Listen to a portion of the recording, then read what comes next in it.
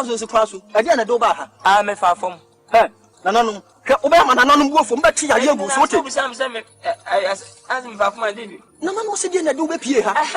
nana dedi kam watena si DL News.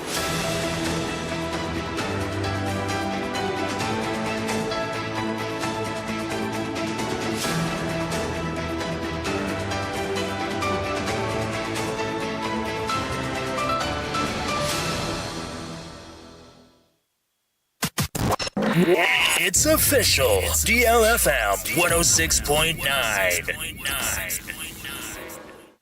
Yamamo akwaba. Afrika siyabono echiremo ankasa enyin. Enedo yada ahomachen. Enipa bia esusu sa wonom eya akronfo yomfa wonom ya akronfo techi amwa ahomachen yada. Ena ebredei emna asemane be yaduanan. Abopa eyesema eye enan aduanan abopa eye ahomachen ona honom. Ena nipa bi Ekwado de share madam bi ono oye adwuma e wo Tomatech eye engineering limited wonom aso eye e wo North Legon importem hanemu yam na e maami amekese nipa bi ekoto ahye ne so akokọ wia no ne den e de Janet Compact na oye obi ono oye adwuma e wo eye Tomatech eye engineering limited wonom aso eye hamachi ada ofiri Madina kwantempo no so e ba adwuma na nipa mienu omote motorbike so atosho ano so atimi age ne bag a ne mahodo ewo mu bie eye Ghana card Voters ID card, Infinite smartphone yibi esashem, ana afisi sikaboti na wantu dinsu kahua. Akakwa hosemi ye pam. Na nkani chiremu se mami Janet chirema. Otafa kwantipoinso eye adwuma de bia nanso nyade a weshi akronfutechi ama wa kwanso da nanso ne wanka bia nshem onam kwanso ahamachen ano na yimu kobo no nim yata ahamachen a wobaya. Na motorbike edimirika besan ho eye aso mo kwa na moto ntenta ekotwa nanim. Ene mame wupu anasa mpamoto share ne so aya sagro ya yele ne pam pema ne bag ahudo kitan ne ma hudo wo nyada no ade se de adwane de kwakra ne mame kiremu sasem yesi na ye ne ya pevisa esi ayeketimpo ba bia watempo nyame ya adoma na asuk na ne dampo ta maso eso kotua ne sika won botom nyada na akrofo ade gi kwesi ade akwa wo se ye pan wakasa kiremu se Ghana post for mo no penifom ka biegwom ade hye so ahamache kwa adwuma akrofo tatan ne momade amrem ne visa de akoso de emu ya pan mame Janet Combat ejemedi yakasebo ajotwen komo Bacha ye frame Janet Combat me free Madina house side me ye juma wo Tomatech so anopa we de bia me swale for getting to 5 e ba by pepper ho ansanna umbe start juma no anopa we me start e ba no me bedru oho akakakra se me nwura dem na ana me hu se moto bi e ba ebi mu ba omo ye tu so omo ba no na omo sa cafe echo around and omo sa ba maintain omo ba maintain na me hu se ba ko asi moto no so o si moto no ha no ba maintain na omo jime bag and omo jime phone me card Ghana card wo ho and me voted ID card nso wo ho me bibia wo bag no sisi a me gina kora me nyina na me gina baby a me tin kora me te obi nchen na anopa we na me sori e ba no na omo ajime bag na nyina sisi asam we me ka me nim se amafo bebre omo nanti anopa so obi anhye omo hu ye ba me ka chiran prefo say omo mboa me na asam we de menim dia na metumi aka because me niama nyina wo ho ana sisi a me dia media anopa we kora ba ye di me dase eni a woti ye ayeye nua ba me kasa kronfo ato ahye ne so ahamachen atimi agine ne ma nyina de afre ne hom ewo East Legon ye mfichire ha ne mu ya ne den edi Janet Comfort anasa Compact ne ana woti ye eno akiri ena ripping eye avivovo ono so ye security oye adwuma ewo Tomatech adwuma kronum ono so din sem sei ede to die kasebo enim me Ruben me na me security guard ewo Tomatech engineering company ewo North Legon we be agin adwuma no won me na ma sorry ena na me check around na say na me ti DDB ewo down it na me pia check say 106.9 OADD around as at 4 getting to 4:30 to 5 there until I just came out and then I saw that it was here. So Ntinini say, oh no, catch him say, oh, guys to be on moto so I'm showing the bag and I'm there. So I was like, we can't not confused. And then most of the time, Ntino, I just came out and then I saw that it was here. So Ntinini say, oh no, catch him say, oh, guys to be on moto so I'm showing the bag and I'm there. So I was like, we can't not confused. And then most of the time, me can't want them say, oh, that's not Jonathan. It's very, very, like dangerous. Very, very dangerous. Yeah, most of the time, the man omunanti ananjonati ni sayamane na mahwe mu suye pa Ani a woti ye eyo wuro bi onom oye security edema Timotech Engineering Company Limited no ewo North Legon hanum sei ne den edi ribbon avuvo na wote ne nkan na ya maame a mekese akronfo ato ahye ne so age ne ho ne manyina de ko ahomache nom wagbo wura fidiam ha senti yankwa ne chen enkonkodi nkomo Madam Janet edi sei epacha na wakasa den na etiefo na te wonka aha ye DLFM so na ahamachi asembe potipa ne si yankasa bonchiremu na Ghana etiefo aye krado etio awiai pacho bedase anopa we ebo 4 getting to 5 ana debia minam kwan no me wa Madina ho side honum na debia minam kwan no eba Temotech ewo North Legon ho so meba mikefi ewo junction ho na ebeba ye ho yenka say 2 houses kola emechoma eba ho ana mi hu say moto bi ba bechom masata na taxi bi eba beko so taxis in the coin I say o mo slow down kakra so mo ko kakra na o mo sa kefi o mo sa ba minchan o mo ba na mi say ba ko asifom so dia utina back no na o sifom na o ba be gi me bag ana phone nso ho ana scan so ho Ghana card voted ID card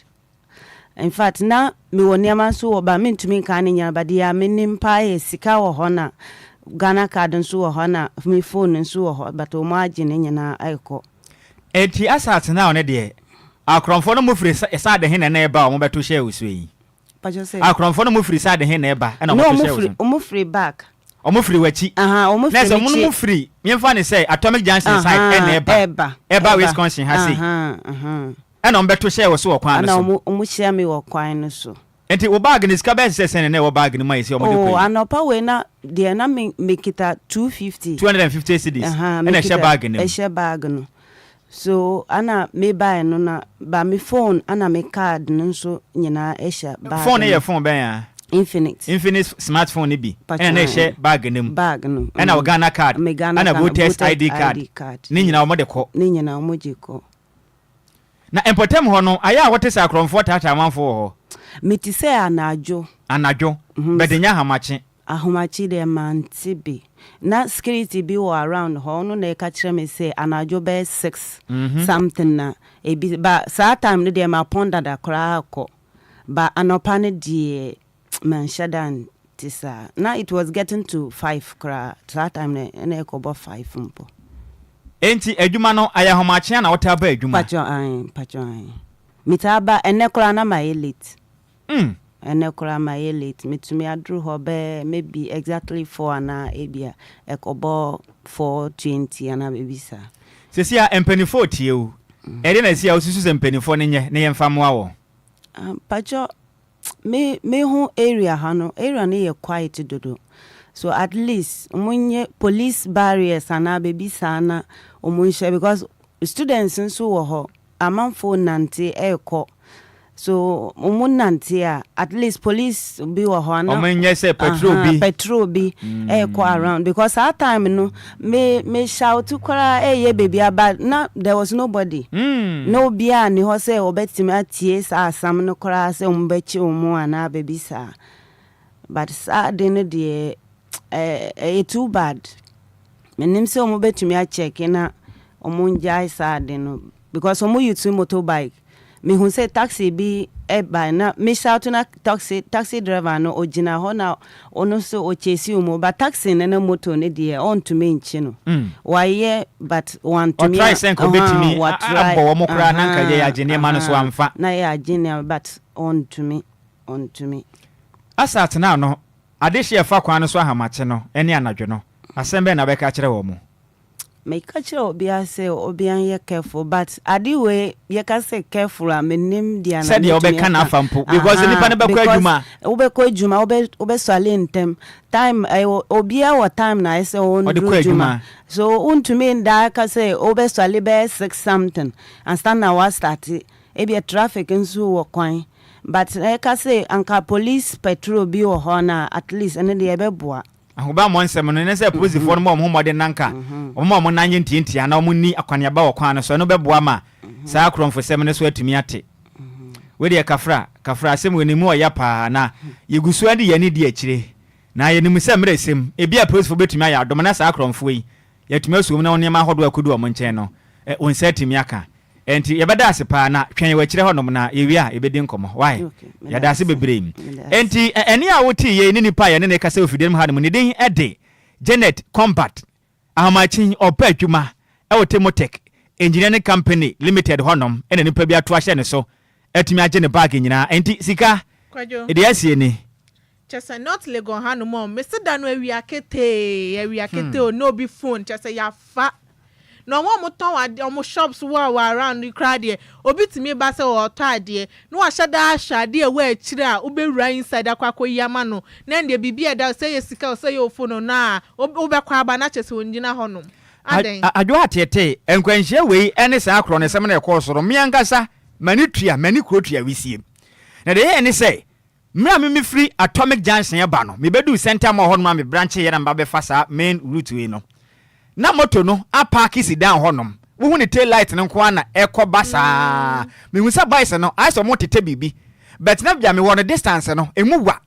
enti na me see main road so me hu se bra ba ko eba enti se me so mo hu se bla na eba no na mo di kan hu madam no dada anto wo so nkomo omo twan na bla na be sen ko na ka madam no nko afi na ka bi ama so na they were there monitoring say ombehunu say e ka madam no nko ansa matimi ayeden ato ahye ntimi ankasa mani ehu wonom kra preko but na distance ewom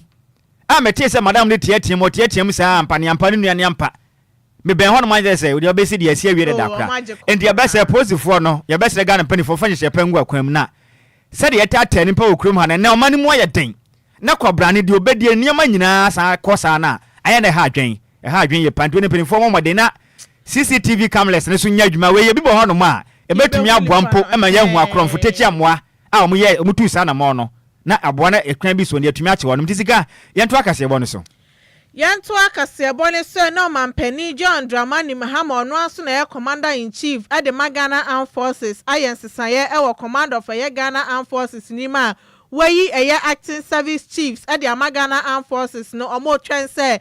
Council of State for betimi ebise bisawo omonsem na acting chief of the defense staff Brigadier General William Japan on as say oba be acting chief on the defense staff sanso na Brigadier General Lawrence Kweku Betanu on the acting chief of army staff ana Commodore Godwin Livinus Besson acting chief of naval staff sanso na Air Commodore Eric Agyei Frimpong acting chief of air staff ana Brigadier General Glover Ashon Anan so ye acting chief of staff into ye nkrofo num yi ana mampani ayi omo say omo mbra na omo meka service chiefs no FM Ghana Armed Forces ho no mampani de same to ja ekre say defense staff General Thomas Opon Pepra and Edoma no ekre say ade odi aseda kese ede ma wo pan wa bro ko hia wo Flagstaff stars no ekre say omo rehwemu say dwumedi omo bedi ye ani suahu a omo hu wo dwumedi omo bedi ye no ombebo modin say omo de be ye dwuma se ne be ya omo be ma sesan ye etimi aba omo mesan say dwumedi omo adi no aso omani ye papa na statement yi Felix Kwachi Ofosu on osoafo hwenkitawudie hu nsem so wo mampani akache anade nsem we ebetuja yentu aka se wo se ko pie wo man Ghana ya mase bedwam na make se bedwafo atena se etimi ede board bi ede aba e ba behwe adoto niema afans mase bedwafo omudi media omudie so titiri efo ma ho bambo nsem wonom enkwanimu ne ne ma ho do beboa na mase bedwafo dwumadi omudie no ni matumi akwankan etimi ede ama wonom na sabedwafo mase bedwafo akwa asetena kotie no ebinim ya mase bedwafo amekese wonom egusu adi dwuma e wo man Ghana mase bedwam ebinim nso mase bedwafo dada mekese wonom enka mase bedwafo no ho ebiewum na board o matie no speaker of parliament right honorable Aban Kings for Suma Nababino no ena ye panipa oye chairman edema ekwa wode matem eno wa chisi members ni bi so ye Beniza ehuma jutro ono ye crack edema o maga na parliament sanso na Mahama ayalega ye mase bedwende ma adehia wonom Boko Central no kran so na ye dom kese mase bedwam wonom bando tinim Alexander Afenyo Markin mase bedwende ma adehia wonom ewo efutu o sanso ye dom kuma o mase bedwam wombando tinim ena Anjara Ofoliwa alolu te ono so ya kan mase bedwane edema afajoto south sansa Dr. Mark Esibe Yeboa or your former MP edema New Jabin south na board chairman edema Ekwei right honorable case for Sumanaba Ben eka say chirem sem enanum yada Ekwei amati omantina se no mu hyehyɛ pa mbɛhwɛ afa so aboa ne visa na nse ne ma se bedwam ne ma nkɔnkan o ho no ma na obi abuawura ho no na nse bo beto obi asɛ ma se bedwafo ka ebi mu kɔ sɛ sɛ bi sa ba ne sa na ma se bedwafo dwuma mu die no mo nkɔ da sɛ mu nti o ma hyehyɛ pa na mo na ma se bedwam o dwuma dia wo mu die ne ma nkɔnkan na titira ho ma mo nsɛm no nkɔnkan emfa ma wo no. There remain certain challenges that need to be addressed. One of these challenges is to secure the parliamentary enclave to ensure that safety and security of members and staff. It's been a very worrying matter for Parliament for some time now. We are actually very insecure here. We are not safe, and sometimes people can jump in and attack members and staff, and anytime there's an attempt to apprehend them, they scale over the wall and you can't get them because the forest is just close by. This is vital in achieving uninterrupted and effective functioning of Parliament. I believe the NINE board will work assiduously to make this a reality. I am confident that this board will add onto the already improved work environment to encourage hard work, dedication, and excellence. While I commend majority of the staff for the hard work, the board still has to address issues related to some members of staff who are indolent or absentee workers. It is important for the board to implement measures to get all staff to be duty conscious, patriotic, and productive. And yeah, what ye I am a sebedwam achi amehenen. Ne den at the right honorable Kingsford Sumana Baben. Nene ana what ye. Ne kwakra mo no and a member no so eka eye committee ye home. Ono ye dem ko masebedwam wanu mpanu dini osanso ye efutu masebedwam ne den de Alexander. Afenyo marking o kire mi se de adroi de masebedwofo ho bambo no. Ehu benya pasa mbefo begyina mo na so na abo visa na nse ne ma nkɔ ya fe nso ankosusu se masebedwafo no nkɔ atetena mo hye ne ma bi na masebedwafo ne du baabi o ma ya lesa ne nkɔ nkan ti ankomu nyoma nkasa ya lesa bia beboa masebedwafo dwuma de omudie no akonkan e de ama wo no. The Speaker, there are two things that I look forward to seeing happen in the NINE Parliament. One, a hospital for Parliament. If it does happen, in accordance with your vision, it will be a great milestone. We are a political class. Our health issues are to be known within certain confines. Because of confidentiality and all, people travel abroad at great costs for medical support. I believe if we are able to deal with this, it will help. So, Speaker, you've also talked about security. Indeed, when I visited the House, the British Parliament, the Commons, even within the chamber, there is enhanced security. Here in the public gallery, anybody at all can throw anything at a member of parliament and there is no security. So, Speaker, I am therefore looking forward to enhance security in the chamber and at least to depart from this old infrastructure, though it's fit for purpose, we can begin a conversation for a new chamber befitting of the legislative arm of government. Without more, I shall thank you and assure you that we shall serve the board. And yeah, what tea masebedwa no giramo adema de sha wano mo efutu no kwada nso and edom ko masebedwam wano panu tini ne den de Alexander afenyo marking. Yanto akase boni se na former finance minister Dr. Mohammed Amin Adam Ellen Sama Betudwa HS nya ade a MPP amanyokuo no ede ye taxes ebeto eye lotteries na mom eye betting wins ne nko an omode to so na ye mfom so krampo na omumpo mo ye nti a kire ne kra no omosansu etwemu na bro ne nsemchofo kasa ye majbusumi ya ye ne de to so dunso ana ochemu se nsem ono beka ye na ye pepepe na mom okasa tia nsem finance minister ebe kan ye ewo mrashebedwema ohese nsem okan ne de ho nte kra esanse adenti ana wo mpe ye unhwehwemu ye ansa na waba mrashebedwem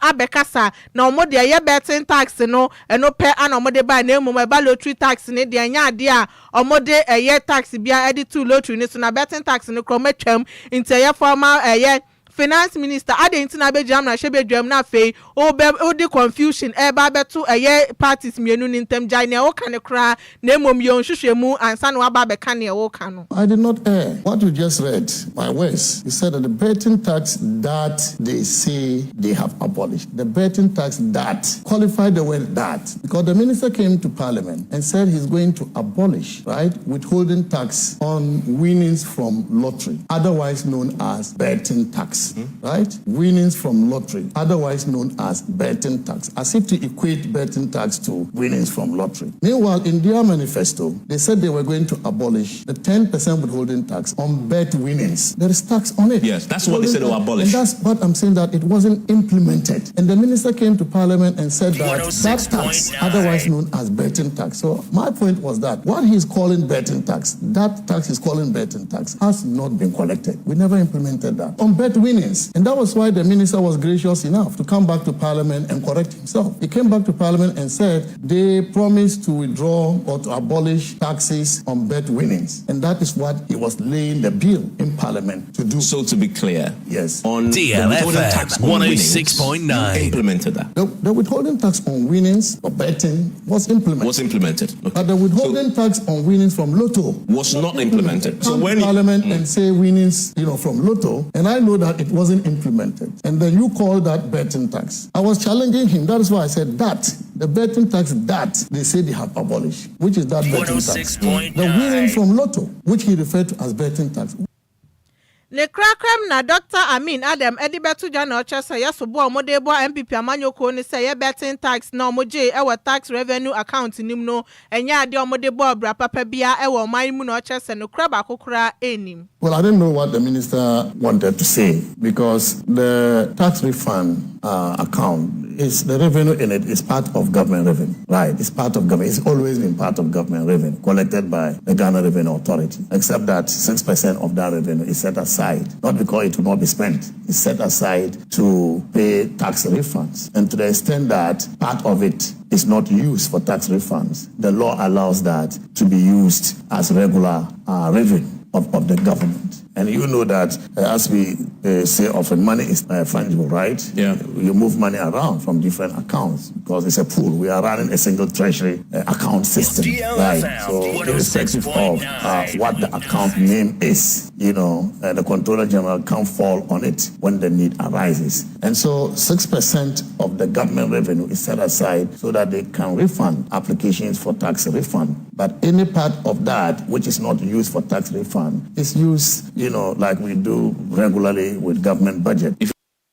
Eni ya wuti ye a former finance minister Dr. Mohammed Amin Adam. Sure. Yantu akase wanso yenko piemu ewa sante batenim. Ni yemomfa nwuremu ewa sante hene otumufo oseye tutu a otosumienu ede nsema tudwa echirem sem. Bebe yaduru so manga ne yekoya nim ebo braidie hu behia pa sem. Free senior high school program abeto dwai emo de pasa no manam nanso nema bi kwaso a ehaye pa ni senti abaya wutia banwa so Ghana mampene John Dramani Mahama ana afenso eyo so afo awo ana wo hwe omanga na humasua so Honorable Helena Idris bomodea nanka beya abatan ana ahwefo mo sika ombetumi atua omoman school fees no momo omokwana mu ntua free nansense de yakoso school mu no enko nkan kram na otumfo kase de o kire mi se ogitum se policy ne yadepa Eboa pamene Ghana de hye bi koma hare wo mo nanso nansen odnani de adi akira ye oha pe wo free se chesiri mu no epantoma ye ehiafo ma omo ho akire won papa omo ko suku a enuane papa ni ho omo di bie enuane omo di ensuo nko a ingredient bia nim wakase akirem se wo hwe school feeding program na ba na ka yade papa nanso quality no Ghana mpanifo emma kram adusia kwaso basa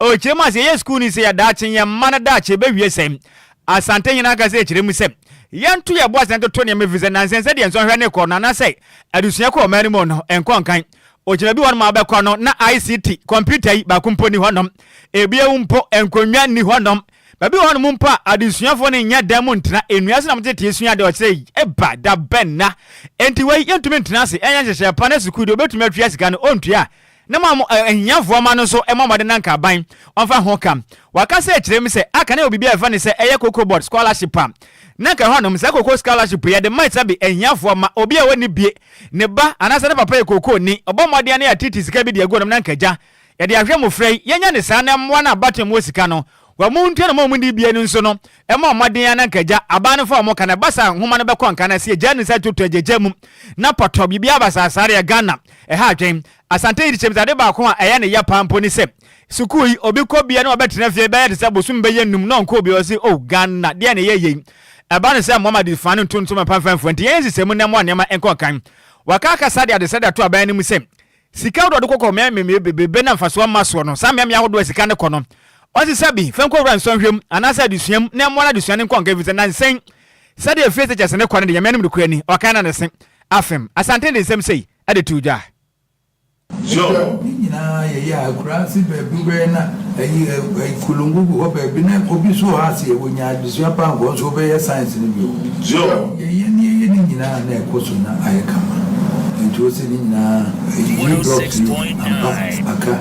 schools ni bi ho aka Nina Nessie. Sikano at the Bayan so, and at the Nanso, said they are by Sikano. The Abu were whom he and I at Tessuna, you know, the Pia quiet by Yam Nay. So, Nayina, come on. 106.9. And Polada, a fine young cook at the Daban 9 millions at senior high school, a science lab, a Biniho, ICT, a Sibinia. Afi PT ni bi agent to work akra na de kosum school bus e bi ni ho o aduane aye di e bi ni ho na nyina ye hwe ni ehun se de siti so di mo hwe ni nyina ni ehun free senior high school aye am pass ye de na mo mami hwe se free senior high school no aye no se ye twa adwene ni ehun na se be ka se free senior high school am ankola akọ na komade ni asa apam ya bade na so ni faso Joe, na ye di ebe se biane bo no odi nansa no abafi odi nansa no abafi na wasako DLFM 106.9 biane no bedi anu odi do betumi atua mu mi ahwe ni obo wa se bo betumi atua ye ma ni ntwe Joe eno ana de ye hwe makane ye ko school no ye hwe mwe na pass ya hwe bezri wa wo ma unim na mo wontumi ntwe na beza na trotraba ya hwe mi ama bezri no Cocoa boss scholarship those days they are moving. Maybe we bet you so no tuan or they who's want to intuan so you try near bears are no who's away no intuan near their school administration near the bears near their man on so called. It is our bread, they are more Kenyan and never walk. Name one and I'm the bro for now to 2 Any awoti ye aya sante hene otumufo o se tutu a otosumi no e na wote ne nka wi ne yegina we so adaye ho ye ba ya ka echi ne bekin kare nyina e de asomo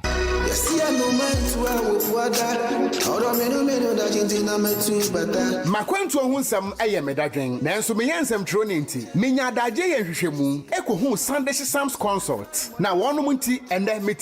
metimi ba menya abre ne adaje ekenkan ye eye investigations about womo ana me hu se wo apply for visa assistance a enfeli efri se wonom ewo track records madansi die nie ma me nintrel Sunday Sam's consult edi britia wabi ebeje wo visa amawo se wo ko United Kingdom, Canada, Dubai, Poland, Croatia, Nafe Kradia, Serbia, any Greece in so abeka ho a work permit etechere. Ma menchire wo mo echere kwan. Sunday Sam's consult ewo Ofanko barrier, Asofan, our Bay Wise Park Hotel, ewo Asofan New Station hono a. Phone number 0244 291546. Email address nso samuel626@gmail.com. Yeti ehudi enti, we connect dreams with opportunities. Emanenye wadwendwen, frɛ wonom na nso bedi adanse empo asede media.